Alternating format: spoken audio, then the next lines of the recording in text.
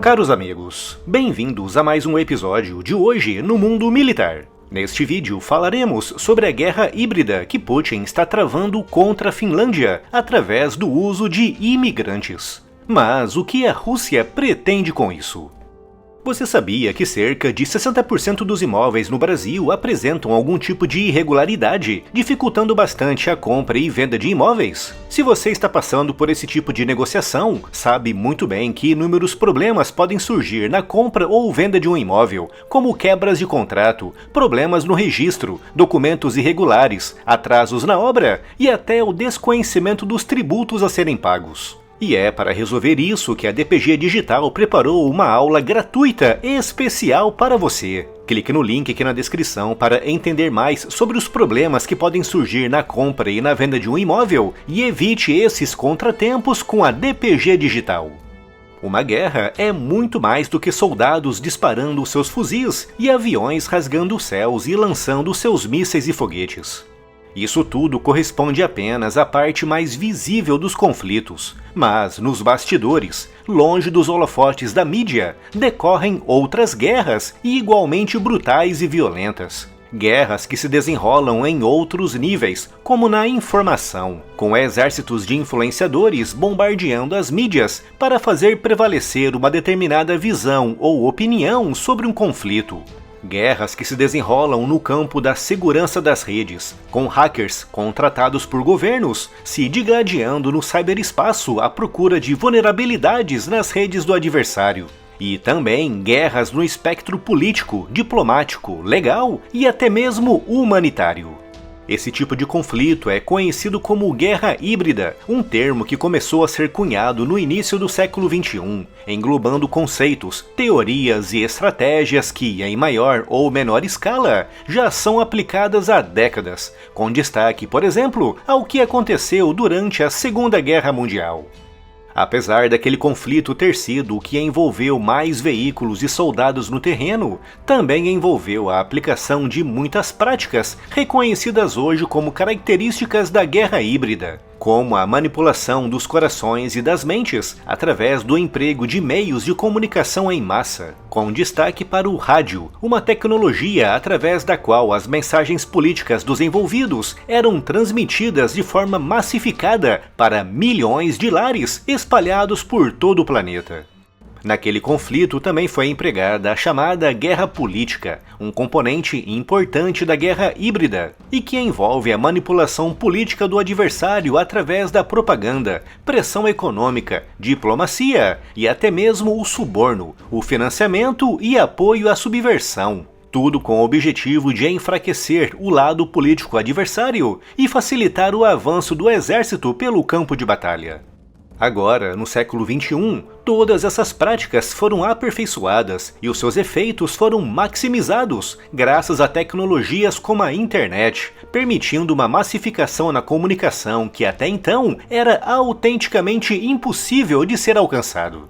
Através da internet, a propaganda, uma das armas mais importantes da guerra híbrida, tornou-se ainda mais eficiente, com autênticos exércitos dedicados a espalhar, de forma ininterrupta, mensagens e visões de um dos espectros, atacando e anulando as mensagens e visões do lado adversário. Outra inovação que o século XXI trouxe para a guerra híbrida foi o uso da imigração como arma de ataque e de pressão. A imigração, principalmente do Oriente Médio e África em direção à Europa e da América Latina em direção aos Estados Unidos, é um dos maiores desafios do século XXI, com as nações mais ricas enfrentando um grande e terrível dilema.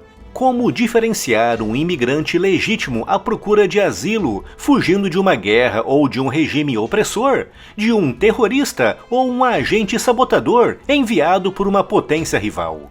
Ou então, como saber que aquela onda de imigrantes pressionando as suas fronteiras é um fenômeno natural ou é algo criado artificialmente pelo adversário apenas para sobrecarregar os serviços internos do país?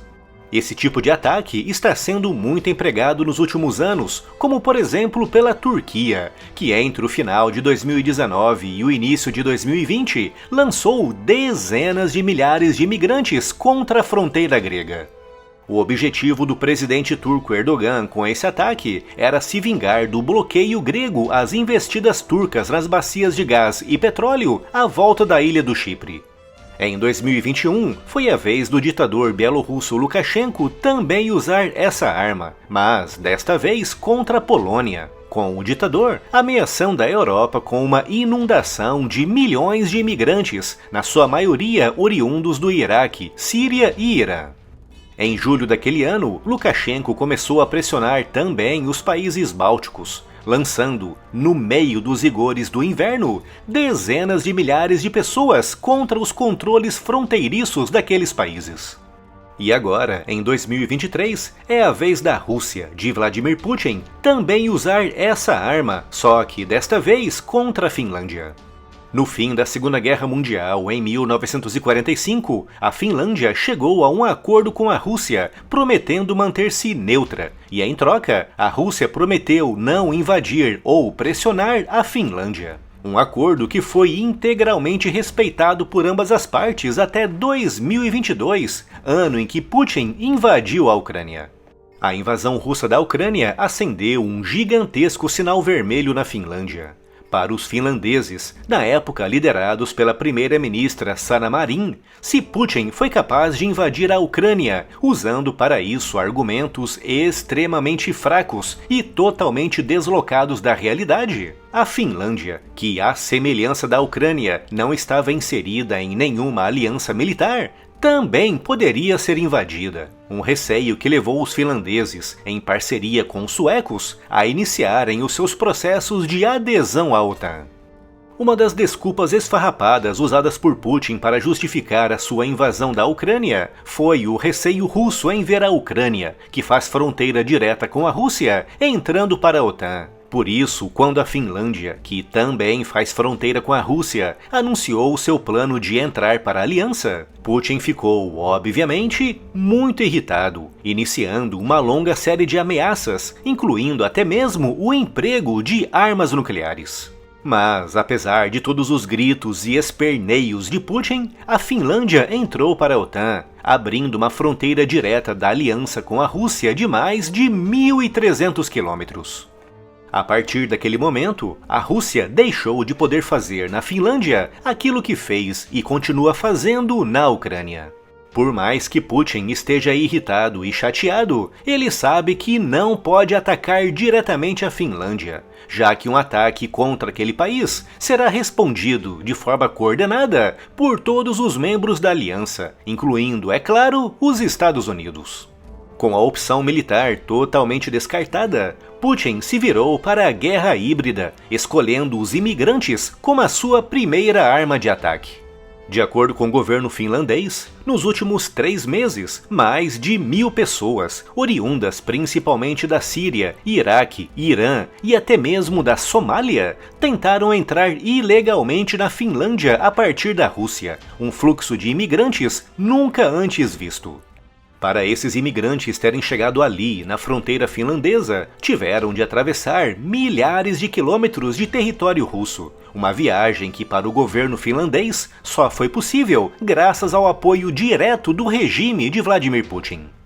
Ainda de acordo com o governo finlandês, o objetivo de Putin com isso é sobrecarregar os serviços fronteiriços e de assistência social do país. Além, é claro, de não estar descartado o risco dos russos tentarem infiltrar terroristas ou agentes sabotadores em território da aliança. Diante disso, a Finlândia anunciou nesta terça, 28 de novembro, o encerramento completo de toda a fronteira com a Rússia, um bloqueio que será mantido até, pelo menos, a segunda semana de dezembro, quando a situação no terreno será reavaliada. Até lá, Putin continuará enviando cada vez mais imigrantes para a fronteira finlandesa, um ato vil e covarde, usando pessoas, na sua maioria inocentes, como arma de arremesso por tiranos.